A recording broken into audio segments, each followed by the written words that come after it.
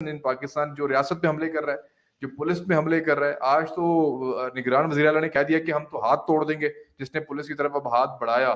میں نے free hand دے دیا ہے اپنی پولیس کو, اپنی انتظامیہ کو. آپ کو کیا لگتا ہے کہ پھر ضمانتیں ہو رہی ہیں, ادھر وہ راول پنڈی میں عدالتوں پہ حملے کرتے ہیں, ادھر سے ان کو فٹافٹ عبوری ضمانتیں مل جاتی ہیں. جتنے بھی لوگ ان کے گرفتار ہوئے ان کو لاہور ہائی کورٹ کی طرف ضمانت دی گئی.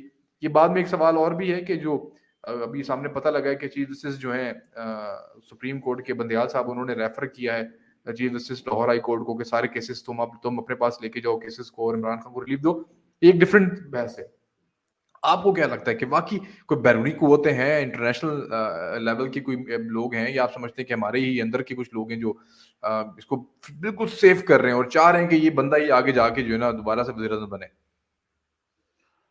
دیکھیں یہ بڑا سوال ہے. اس کے اندر اگر ہم دیکھیں کہ ہوں اندرونی اور بیرونی, تو اگر اندرونی طور پہ دیکھیں تو ہمیں بالکل واضح طور پہ نظر آتا ہے کہ کون مدد کر رہا ہے. تمام ججز ہوں مدد کر رہے ہیں. تمام سے مراد یہ ہے کہ جو طاقتور ججز ہیں, جو ہوں آپ کہہ لیں کہ کریم ہے, جن کے پاس جو با اختیار ہے, جو اصولوں پہ چلتا ہے نا, سب سے بڑا مسئلہ اس کے ساتھ یہ ہوتا ہے کہ وہ اصولوں پر ہی رہتا ہے, وہ ہینکی بینکی نہیں کرتا.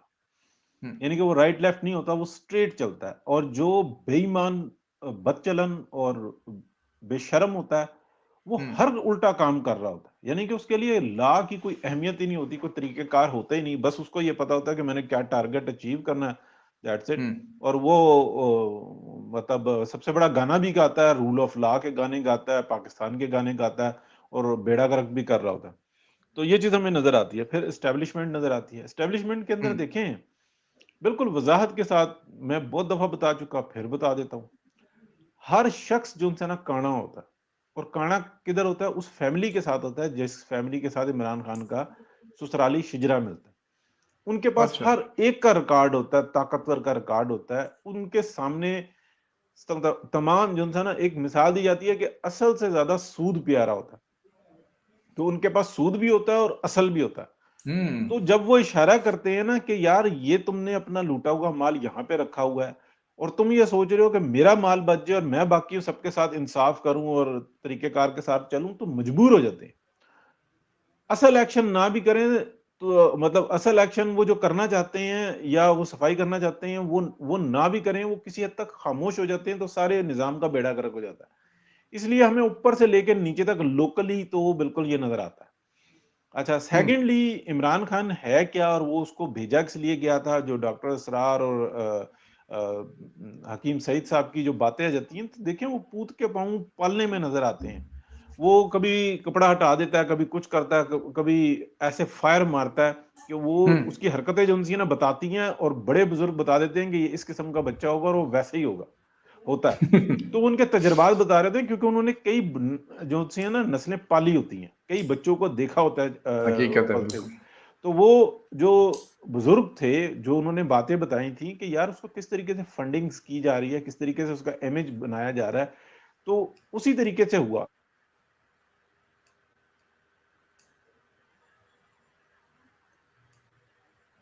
آپ کی آواز نہیں آ رہی راجہ صاحب, آپ کو آ رہی ہے آواز ان کی؟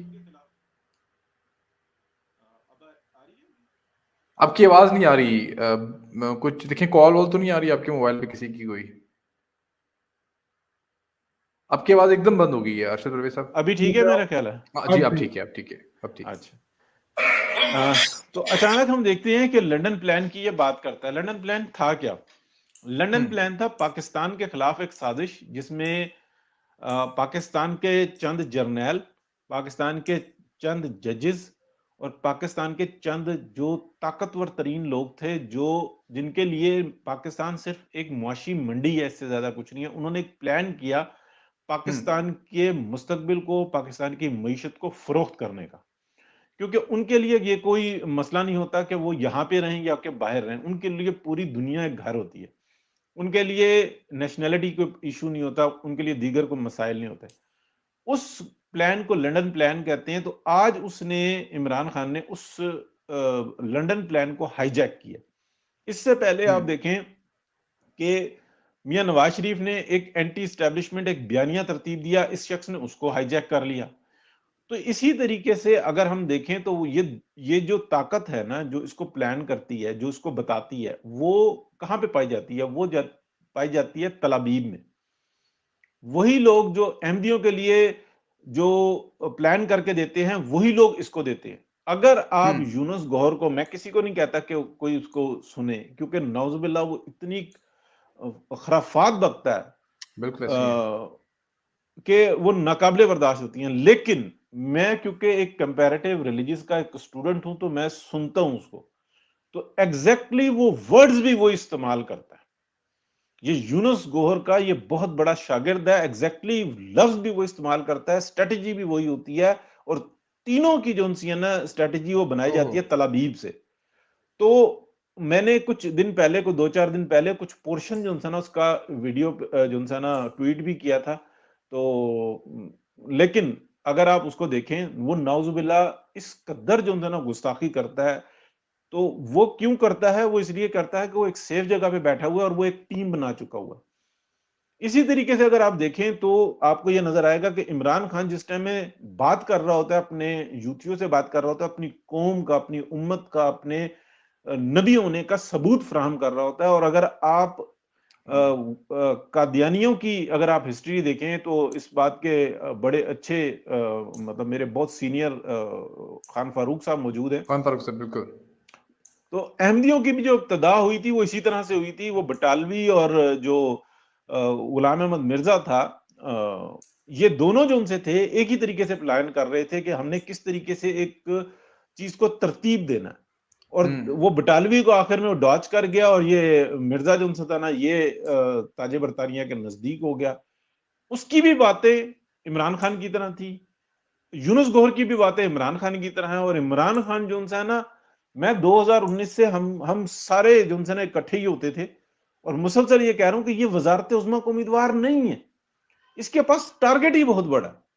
اس وقت وہ جو انجوائے کر رہے ہیں نا لائف کو، وہ وزارت عظمیٰ سے بہت بڑی ہے.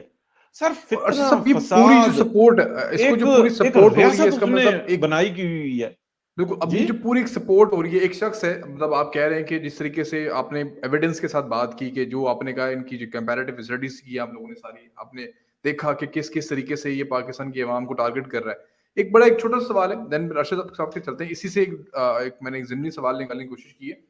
اگر یہ چیزیں آپ کو پتہ ہے کہ اسٹیبلش ہیں، تو پھر ہمارے جو ملک کی جو سیکیورٹی ایجنسیز ہیں یا جنہوں نے ریاست پاکستان کو بچانے کی قسم کھائی ہوئی ہے، اگر یہ اتنا خطرناک قسم کا ایک فتنہ ابھر رہا ہے، یا آپ سمجھ رہے ہیں کہ اس کا ٹارگٹ ہی پاکستان کو توڑنے کا ہے یا پاکستان کو تباہ کرنے کا ہے، تو پھر یہ عدالتوں کی طرف سے ریلیف ملنا اور پھر ریاست کی کمزوری نظر آنا، یہ پھر آپ اس کو کس طرح سے دیکھتے ہیں؟ پھر کون کوئی کوشش بھی کر رہا ہے آپ سمجھتے ہیں کہ اس فتنے کو ختم کرنے کے لیے؟ سر اس کا 1 منٹ میں میں جواب دیتا ہوں اور پھر ہم آگے چلتے ہیں. جی. جب میاں محمد نواز شریف کے خلاف سازش ترتیب دی گئی 2017 کے اندر، تو بہت میں بڑی بات کرنے لگا ہوں اور بڑے غور سے سمجھیے گا. اس وقت میں جنرل فیض حمید جو ان سے تھے نا، وہ 2nd 3rd پہ 4th پہ تھے، یعنی کہ وہ ڈی جی سی تھے. لیکن ڈی جی ایم آئی کون تھے؟ وہ ہمارے حافظ صاحب تھے.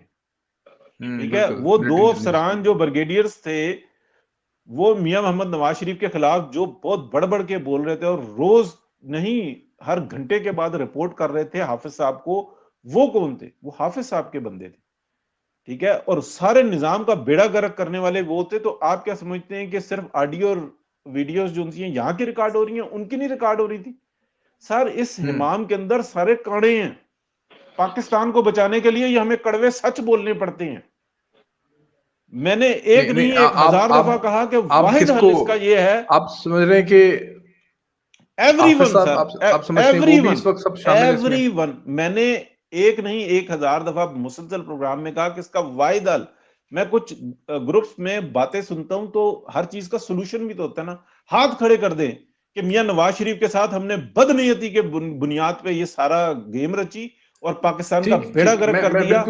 ادروائز جو ان سے نا ان کے یہ پاکستان کا محب وطن بیٹا ہے، اس نے ہمیشہ پاکستان کے ساتھ زیادتی کیا. ہمارے پاس 1 سنگل روپے کا کوئی ایویڈنس نہیں ہے اس شخص نے کرپشن کی ہو. لہٰذا ہم پیچھے ہٹتے ہیں اور ہم اپنا معاملہ جو ان سے نا سویلین گورنمنٹ کے رحم و کرم پر چھوڑتے ہیں. یہ الفاظ ہوں اور جو بات کہی جائے وہ تسلیم کر رہے ہیں. یہ پاکستان بچ جائے گا اور دنوں میں ترقی کرے گا، ہر چیز بچ جائے گی. لیکن اگر یہ کہیں کہ گند جو ان سے نا کارپیٹ کے نیچے ڈال دیں اور ہم آگے بڑھ جائے، تو نہیں بڑھ سکتے. معاملات وہاں تک ٹھیک پہنچ ہے گئے. راجہ صاحب بڑی انٹرسٹنگ گفتگو ہو رہی ہے, بڑا زبردست کسی کا سمجھایا بھی ارشد صاحب نے. آپ کا میوٹ لگا ہوا ہے, میوٹ بھی آپ ہٹا دیں.